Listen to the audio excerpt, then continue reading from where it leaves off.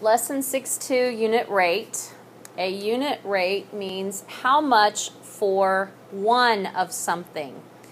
You can figure out or be given a price if you buy a quantity of something, but let's say you wanted to know what it was for one of them.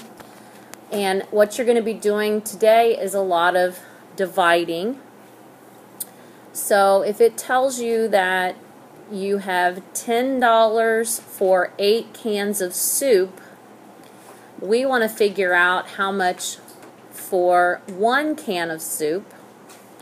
So what you're going to do is you're going to take the $10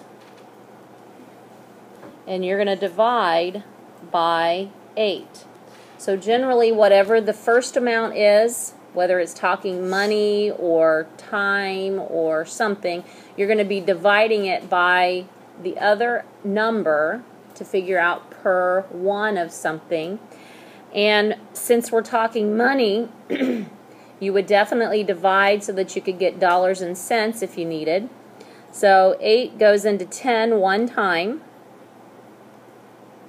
And there's 2, but you can't just stop there, so we have to add a decimal here and up above and add a 0. Bring it down. 8 goes into 20 twice, which is 16. We got to add another 0 and bring it down. And thank goodness this works out nicely. 5, which is 40. So therefore, this is what we would say. $10 for 8 cans of soup, you would say $1.25 per can. And if you wanted to be, exact about it, you'd say per can of soup. But we know what you mean if you say per can. One thing about unit rate, you've got to make sure you label the whole thing. So we would not want to say just $1.25. We need to explain that means $1.25 per can. Okay? So to kind of change away from money a little bit, the next example is 187 miles in 7 days. So we want to find out how much in 1 day. So we would take 187 divided by 7. So 7 goes into 18 twice, which is 14. That leaves 4 and a 7. Okay, 7 goes into 47, 6, which is 42. Okay, 47 minus 42 is 5. So I'm going to have to add a decimal here again. 47 into 50 is 7. Okay, so here's what we're going to do on these. This is going to keep going.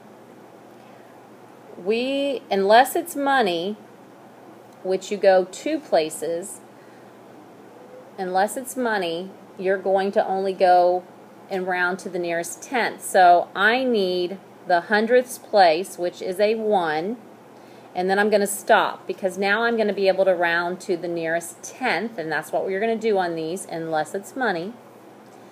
So because this is a 1, we would say 26.7 miles per day.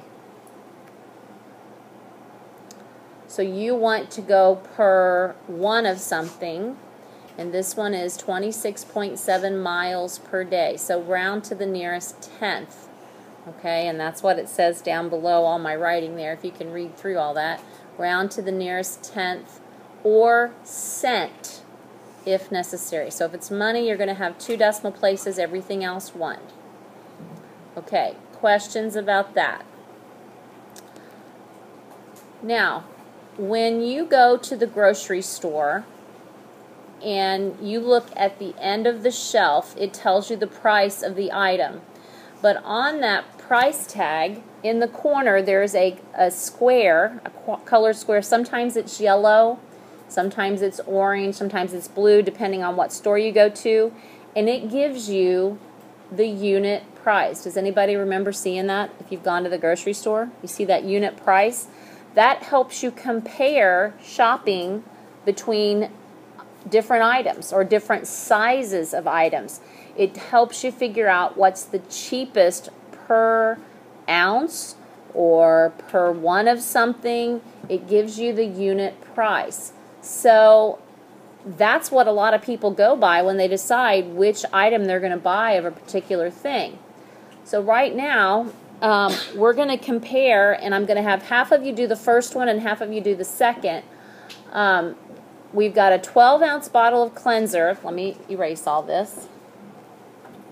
A 12-ounce bottle of cleanser for $4.50, or a 16-ounce bottle of cleanser for $6.56.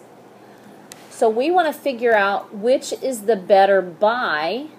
So what I'm going to do is half of the room is going to do the 12-ounce bottle of cleanser for $4.50, and the other half of the room 16-ounce for $6.56. And then I'm going to have you guys figure it out, and then we're going to come back to putting it on the screen. So we kind of split this up, and the 12-ounce bottle of cleanser for $4.50, we would definitely take the $4.50. Oops, that is not what I wanted to use. We would take the $4.50 and divide by 12. And when you got $4.50 divided by 12, what did we get over there? I got 38 cents per ounce. Okay, before you made it 38 cents, can you tell me what it was? 0.375. Did it? Okay, good.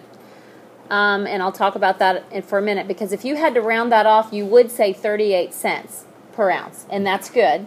But I want to talk about that in just a second. The 16-ounce bottle, you would do $6.56 divided by 16, and what did we get on that one? 0.41. 0.41. Okay, so which one is the better buy then? The top one. The top one. So the better buy would be the 12-ounce bottle would be the better buy. Okay, now I want to talk about this. So Tori was right. If I ask you the unit rate and I said round like you were supposed to round up here, you would say 38 cents per ounce. Now, in reality, though, there may be a bottle of cleanser that's 0.376 or 0.379. So if you really, really wanted to know what the better buy was, you would actually have to look beyond just rounding it to the nearest hundredths. Do you understand what I mean? So if it was 0.379, you would know that the first one, the 0.375, would be really the better buy overall. You see what I'm saying? Even though they both round to 38 cents. Okay? So I know when you go to the grocery store and you look, sometimes they're really only off by maybe 100th or 1,000th of a cent. But it just depends on overall how much it is. Like when you're comparing, you might have to go back more than just two places. Does that make sense? Okay. But on this problem, the 12-ounce bottle is definitely the better buy. And this is how they figure out that unit rate that's on that little tag at the grocery store. All right? So any questions about that, figuring out the better buy? You'll end up dividing both of them and see which one's the lower amount. Okay, the last thing, we're looking at this snail. And the snail moved 5 feet in 2 hours. How far could it move in 5 hours? Now, later on in this chapter, we're going to set up proportions, and that's probably what I would suggest you do. But since we're doing unit rate, we're going to stick with this method. So, first of all, the first sentence there, the snail moved 5 feet in 2 hours. Since we're in this lesson, what do you think we want to figure out?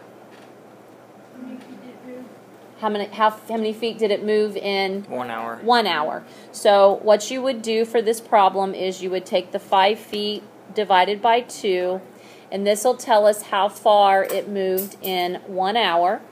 So we know that goes in there twice. We'll have to add a decimal and a 0, and then 5. So it moves 2.5 feet, or 2.5 feet per hour.